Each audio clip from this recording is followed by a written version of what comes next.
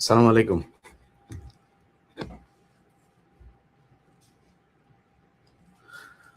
প্রথম আলো এবং ডেইলি স্টার এই দুই অফিসে বিপ্লবীরা গিয়েছিল এবং তারা মনে করেছে যে এটা ভারতের একটা শাখা অফিস এখানে, যে কারণে এটার কার্যক্রম এই দেশে চলতে দেওয়া যাবে না।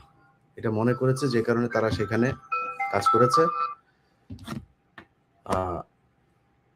স্বরাষ্ট্র উপদেষ্টা এই শুয়োরের বাচ্চা কিছুক্ষণ আগে আইজিপিকে নির্দেশ দিয়েছেন। শুয়োরের বাচ্চা বলেছেন যে খুব দ্রুত প্রথম আলো এবং ডেইলি স্টারের এখানে কি হয়েছে এটা তাড়াতাড়ি এদেরকে সেভ দেওয়ার জন্য। এই শুয়োরের বাচ্চাদের মাগিদের সাথে আকাম কুকামের ভিডিও থাকে, ওদেরকে দিয়ে যা মনে চায় তাই বানানো যায়, যে কারণে এদেরকে দিয়ে এগুলো করা যায়, এগুলো করানো হচ্ছে। তো পুলিশকে বলবো, কোনো শুয়োরের বাচ্চা, কোনো পুলিশের কোনো শুয়োরের বাচ্চা যদি নাকি তোরা আমাদের কোনো পোলাপানের গায়ে যদি মিনিমাম টাচ করার চেষ্টা করি, সবকটা ইন্ডিভিজুয়ালি দেখা হবে। কোনো শুয়োরের বাচ্চারা কোনো জায়গায় কোনো জোনের ডিসি, এডিসি, এসপি, এই পুলিশের ওসি, কোনো শুয়োরের বাচ্চারা শান্তিতে থাকতে দেব না। তারপরের দিন থেকে ওটার পিছনে লাগা হবে, যা যখন যেখানে যেটা পাওয়া যাবে, যেটা বের করা যাবে সেটা করা হবে। সো খুব সাবধানে, এদের গায়ে, এরা এই দেশের বিপ্লবী, এদের কারণে তোরা এখানে এই ঢাকা শহরে ডিসি হয়েছিস। তোরা ছিলি খাগড়াছড়ি, বান্দরবন, সিরাজগঞ্জ, সিআইডি, এসবিতে নিয়ে বসায় রাখা হয়েছিল। এদের কারণে তোরা ঢাকাতে আসতে পারছিস। অতএব খুব সাবধানে করতে হবে।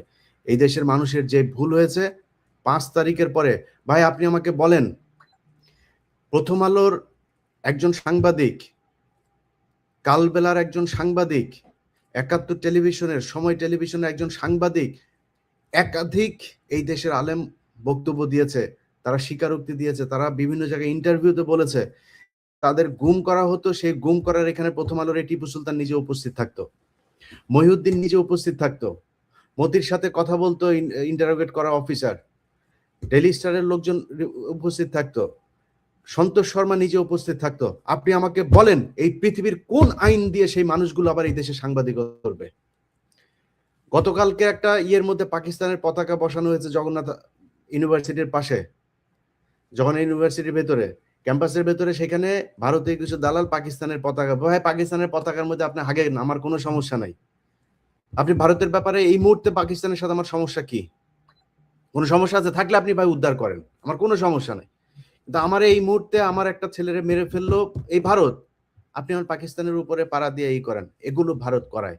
সেই নতুন করে এক বার করার চেষ্টা করে পাকিস্তানের বিরুদ্ধে। আরে ভাই পাকিস্তানের বিরোধিতা, পাকিস্তানকে আমার ভালো লাগে, পাকিস্তানের সাথে আমরা এক হইতে গেছি না, পাকিস্তান আমার সাথে এক হইতে আসছে। আপনি ভারত আমার প্রতিদিন, গতকালকেও মানুষ মেরেছে ভারত, সীমান্তে মারে নাই, গতকালকেও মেরেছে। এই গত 15 বছরে কত মানুষকে গুম করেছে ভাই, প্রকাশ্যে। শিলং সালাউদ্দিনকে নিয়ে গিয়েছে, শিলং সালাউদ্দিন ওইখানে গিয়ে মাগিবাজি করেছে, কি করেছে না করেছে তাদের কোনো রাগ নাই, কোনো সমস্যা নাই, তাকে তো নিয়ে গিয়েছে ভারত। শুক্রঞ্জন বালিকে বাংলাদেশের সর্বোচ্চ আদালতের সামনে থেকে তুলে নিয়ে যাওয়া হয়। সেই দেশ তো এটা। একটা নদীর পানির হিস্যার কথা বলে ফেসবুকে একটা পোস্ট করার কারণে আবরারকে হত্যা করা হয়েছে, সেই বাংলাদেশ।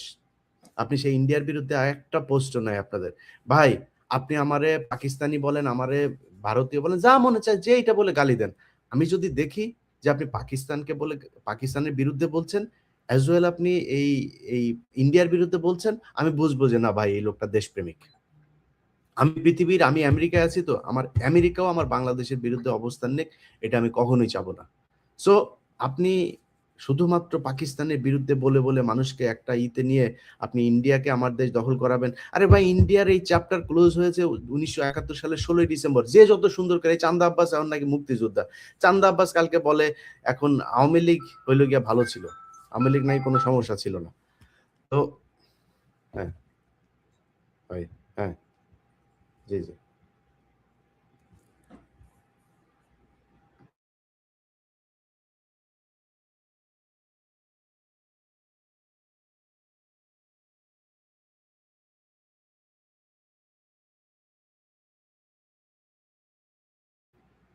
ওকে ওকে।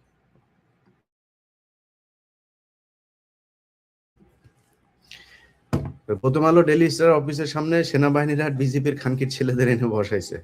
খানকির ছেলেরা বাংলাদেশে বর্ডারে জুলাইতে পারে না, বাংলাদেশে ওর ওর ওর ওদের ওদের মেয়েদেরকে লাগাই দিয়ে গেছে এই ইন্ডিয়ান লোকজন। পিলখানায় তো সেনাবাহিনীর অনেক অফিসারে লাগাইছে না, লাগাই দিয়ে গেছে না।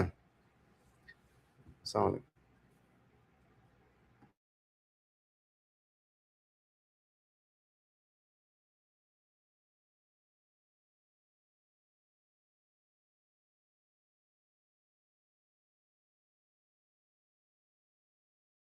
লাইভটা শেষ করে বলতে, হ্যাঁ? জি।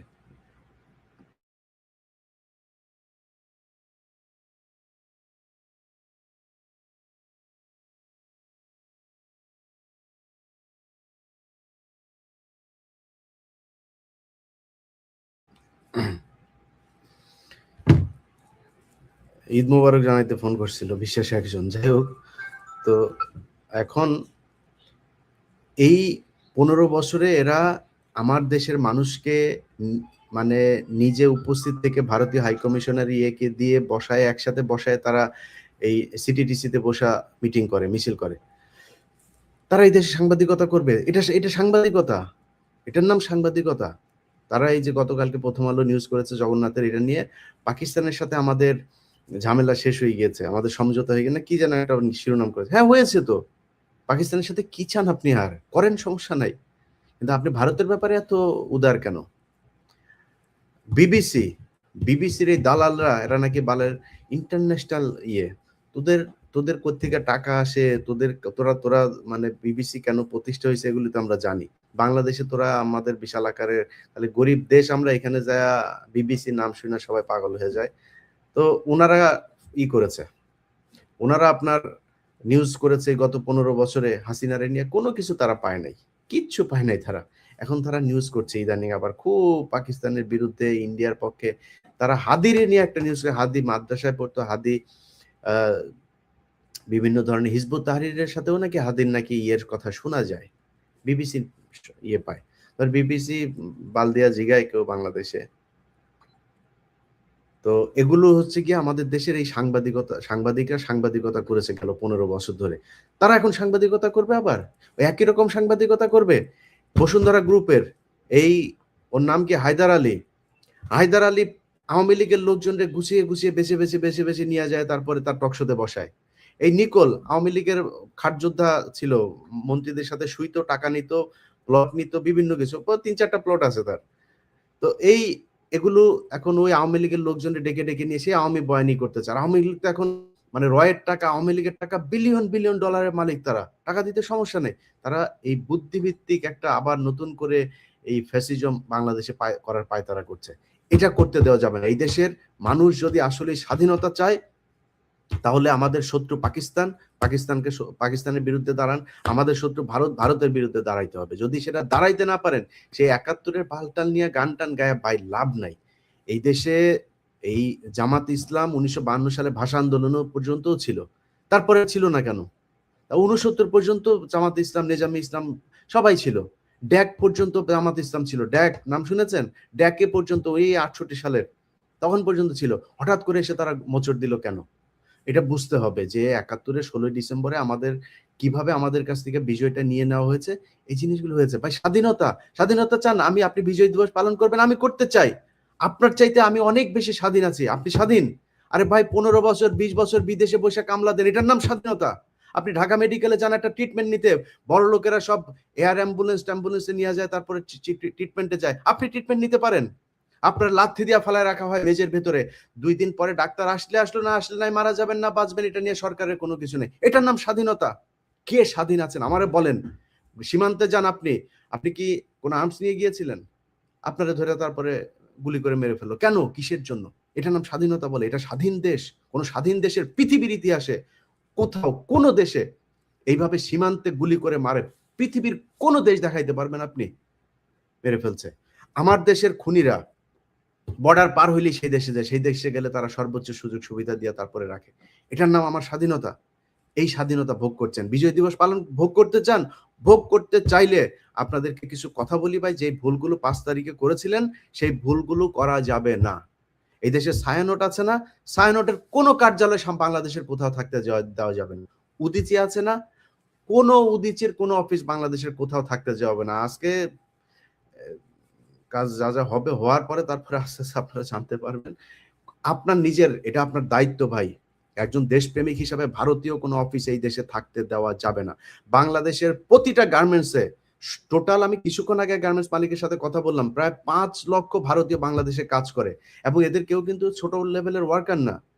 এরা সব বড়, বড় লেভেলের আমার দেশের লোক আছে। আপনার লোক না থাকলে আপনি ক্রিয়েট করেন। আমার দেশে বহুত মেধাবী পোলাপান বাইরে চলে যায়। তারা বেতন নেয় ওখানে ৫০ লাখ, ৬০ লাখ টাকা পর্যন্ত নাকি বেতন পায় তারা। সেই লোকগুলোরে আপনি এইখানে বাংলাদেশীদেরকে দিয়ে কাজে লাগান, সমস্যা কোথায়? বাংলাদেশের ছেলেরা তো মেধাবী। তাদের সে কাজের সুযোগ দেন, তারা দেশের বাইরে যাবে না, দেশে থাকবে, কাজ করবে। প্রতিটা গার্মেন্টস থেকে এদেরকে বের করতে হবে। যারা, যারা না করে তাদের ওই গার্মেন্টস কারখানার ব্যাপারে ব্যবস্থা নিতে হবে। মুজিবের মূর্তি যেই জায়গায় এখন পর্যন্ত আছে, মুজিবের নামে যেই প্রতিষ্ঠান এখন পর্যন্ত আছে, আজকে রাতের ভিতরে সবগুলোকে একদম ডেমলিশ করতে হবে। কোনো কথা নেই। এর মাঝখানে কোনো যদি কিন্তু কোনো কিছু নাই। আওয়ামী লীগ যাহা তাহাই ভারত, ভারত যাহা তাহাই আওয়ামী লীগ। সো এদের কোনো কিছু থাকতে দেওয়া যাবে না এবং এদের এই কালচারাল যে ফ্যাসিজম তারা যাদেরকে দিয়ে করে, প্রথম আলো, ডেইলি স্টার, কালবেলা এখন মালিকানায় কিছুটা শেয়ার এসেছে, কিন্তু সেই সন্তোষ শর্মার প্রভাব আগের মতোই আছে। কিছুটা কমেছে কিন্তু প্রভাব আছে এখন পর্যন্ত। তাদেরকে এটার ব্যাখ্যা দিতে হবে সন্তোষ শর্মা কেন হারুন ইজাহারকে জিজ্ঞাসাবাদে গুম থাকা অবস্থায় তিনি কেন কথা বলে তার সাথে জিজ্ঞাসাবাদ করেছিল, কেন যেই গুম হয়েছে সেই সব গুম থাকা মানুষের সাথে কেন এই সন্তোষ শর্মা ইন্ডিয়ান বাহিনী নিয়ে এসে তারপরে বাংলাদেশ পুলিশের সাথে থাকতো। এটার জবাব দিতে হবে। তারপরে তারা এই দেশে সাংবাদিকতা করবে, বিচার হবে, বিচারের সাজা খাটবে, খাটার পরে এসে কথা বলবে যে হ্যাঁ ঠিক আছে এখন আপনি থাকতে পারবেন কি না পারবেন এই দেশে। সো আপনাদের কাছে ভাই অনুরোধ, যেই জায়গায় আপনার বাড়ির আশপাশে যে আওয়ামী লীগ আছে, যে আওয়ামী লীগরা দেখেন এখনো পর্যন্ত ফেসবুকে হালকা হালকা করে তারপরে পোস্ট করে, বিভিন্ন সময় আওয়ামী লীগের যে প্রোগ্রামগুলো থাকে সেই প্রোগ্রামের দিন তারা রাতের বেলায় উধাও হয়ে যায়, তাদের ব্যাপারে আপনাকে ব্যবস্থা নিতে হবে। কোনো রাজনৈতিক দলের কাছে বিশেষভাবে কোনো অনুরোধ নাই ভাই। এদেশে বহু রাজনৈতিক দল আছে যারা কিনা এখন ক্ষমতায় যাবে বা ক্ষমতায় এখন আছে, মোটামুটি ভালো আছে। এইজন্য তাদের ভালো লাগে না আমাদের কথাবার্তা। ভাই এই দেশের কাছে কোনো সুবিধা নেয়ার জন্য কিছু বলি না। আপনাদের কাছেও যাব না। কোন দল ক্ষমতায় আসবে আর তার কাছে যায়া বলবো ভাই আমারে একটু এইটা দেন, একটা প্লট দেন, কিছু একটা দেন। যাব না ভাই। কোনো কিছুর জন্য যাব না আপনার কাছে। খালি এই দেশটা আওয়ামী লীগ মুক্ত হইতে হবে। আওয়ামী লীগ মুক্ত যদি না হয় তাইলে এই দেশে হাদিরা বাঁচতে পারবে না। আজকে শুধু হাদি মারা গিয়েছে আপনার মনে হয়? এই এই শুরু হয়েছিল সেই ১৯৭১ সালের ১৪ই ডিসেম্বর থেকে এদেশের বুদ্ধিজীবীদের নিধনের যে অভিযান, সেদিন থেকে শুরু হয়েছে। হাদি এটার চলমান প্রক্রিয়ার একটি অংশ। এটা চলতেই থাকবে। বাংলাদেশে কোনো বুদ্ধিজীবী কোন সেক্টরের কাউকে করতে পারে। এমনকি আমার সন্দেহ হয় আপনি এই যে সিনেমা করে যে সালমান শাহর মৃত্যুর সাথেও ভারতের হাত আছে কিনা আমার সন্দেহ হয়। আমি জানি না এটার ব্যাপারে এরকম কোনো অভিযোগ কেউ কোনোদিন করেন নাই, তার পরিবারও করে নাই। কিন্তু আমার সন্দেহ। কারণ তারা কোন ক্ষেত্রে বাংলাদেশ উপরে উঠুক এটা আমি চাই না। ছোট্ট একটা গল্প বলে আপনাদেরকে আমি অনুষ্ঠানটা শেষ করি। একজন সেনাবাহিনীর খুব ঊর্ধ্বতন কর্মকর্তা, র‍্যাবের এডিজি ছিলেন তৎকালীন। আমি র‍্যাবে মাঝে মধ্যে যাইতাম। আমার সাথে খুব ঘনিষ্ঠ সম্পর্ক ছিল। দুপুরে বিশেষ করে খেতে যাইতাম মাঝে মধ্যে ওইদিকে উত্তরা বনানী ওইদিকে অফিস থাকলেই ডিউটি থাকলেই ওইদিকে যাইতাম খাইতে। তো উনার রুমে বসে লাঞ্চ করছি আমি। এর মধ্যে একজন আ আ সাব ইন্সপেক্টর আসলো। এসে তারপর বলল যে, "স্যার উনি আসছেন। খুব অসুবিধা হইলো। উনারকে পাঠাবো?" তো আমার খাওয়ার মাঝখানেই এডিজি কে নামটা আর বলছি না।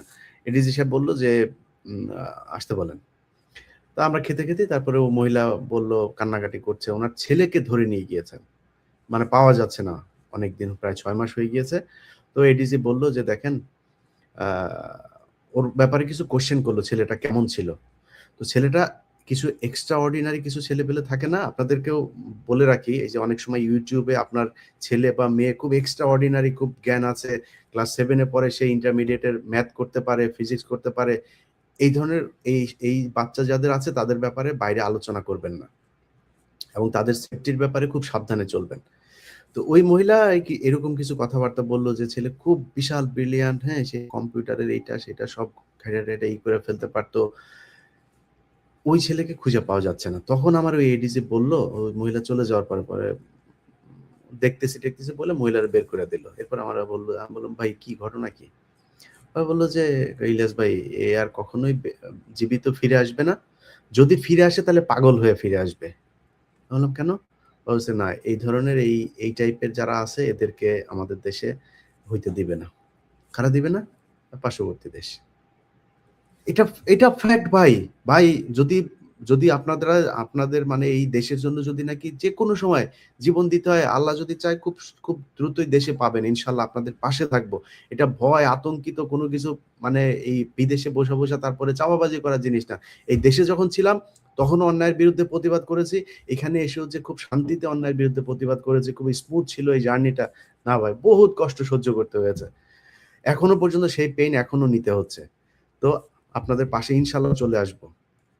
এই বছর এই 2026 সালের ভেতরেই ইনশাল্লাহ দেশে আসবো। দোয়া করেন আল্লাহ যেন জীবিত দেশে নিয়ে আসেন, সুস্থ রাখেন।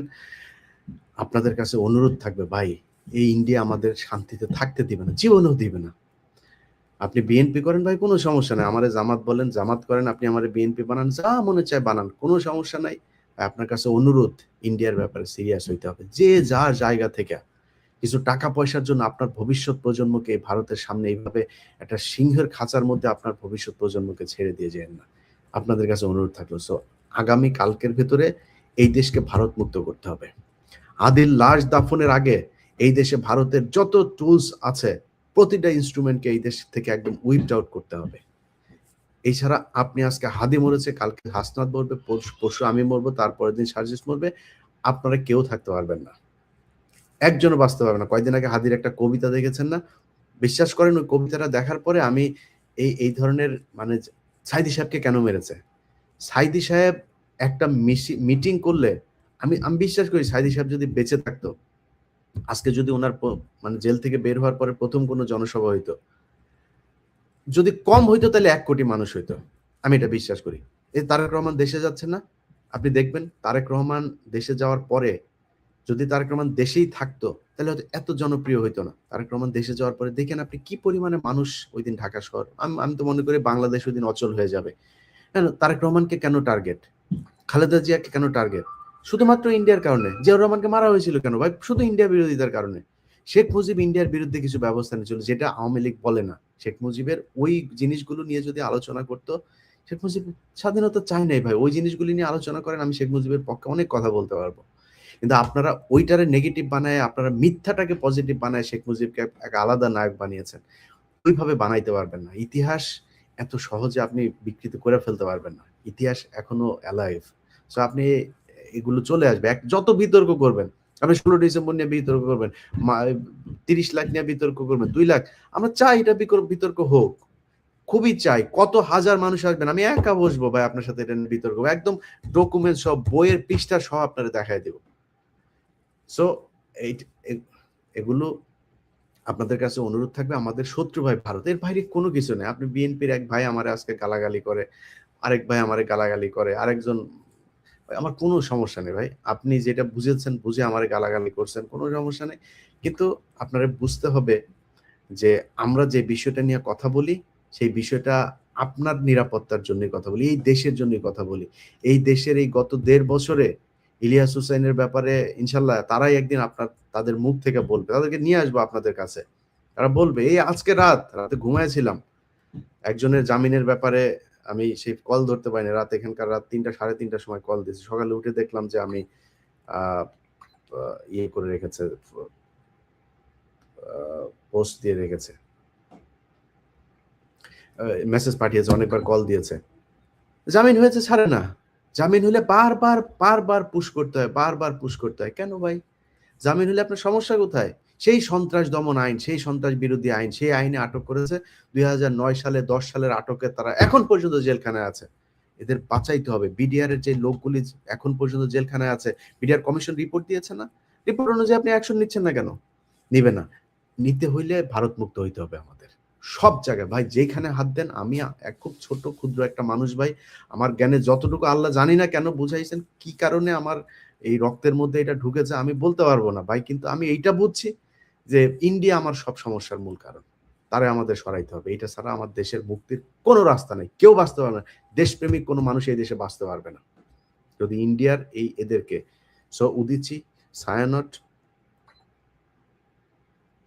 প্রথম আলো, ডেইলি স্টার, এগুলো প্রথম আলো ডেইলি স্টারের মোটামুটি একটা সাইজ হয়েছে। আচ্ছা, ওই আমি একটা একটা প্রতিষ্ঠানের নামটা মনে করতে পারছি না, যেটা কিনা আপনার ওই যে মানিক মিয়া এভিনিউতে 2004 সালের সময় বসেছিল। আরেকটা এনজিও আছে, যে এটা হচ্ছে ইন্ডিয়ান এনজিও। সো এদের ভাই কোনো কিছু থাকতে পারে না, মুজিবের কোনো কিছু থাকতে পারবে না, মুজিবের নামের কোনো কিছু থাকতে পারবে না, সব আল্লাহর ওয়াস্তে আজকে রাত আর কালকের ভেতরে শেষ করবেন। আল্লাহ হাফেজ।